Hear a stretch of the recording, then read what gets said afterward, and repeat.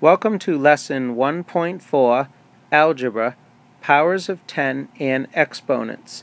Our essential question is, how can we use exponents to show powers of 10? Exponents show repeated multiplication. So as we look at our first example here, we have 10 times 10 times 10 times 10. Represented as 10 to the fourth power.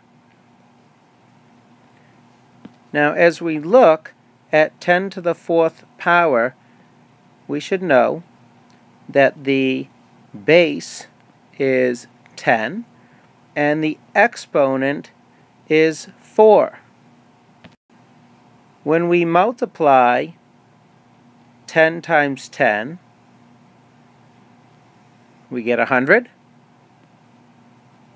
times 10 is 1,000, times 10 is 10,000.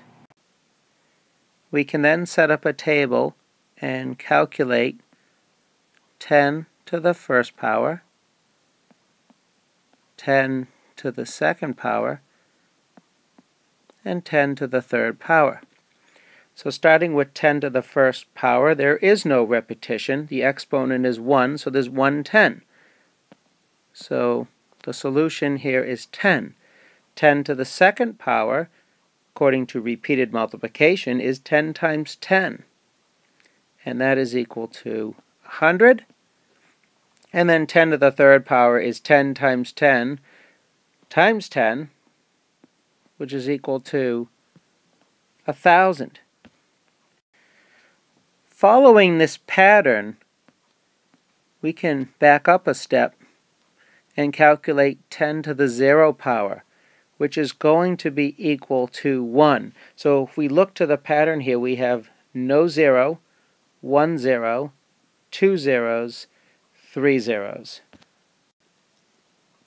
Finally, I would like you to try the example here at the bottom.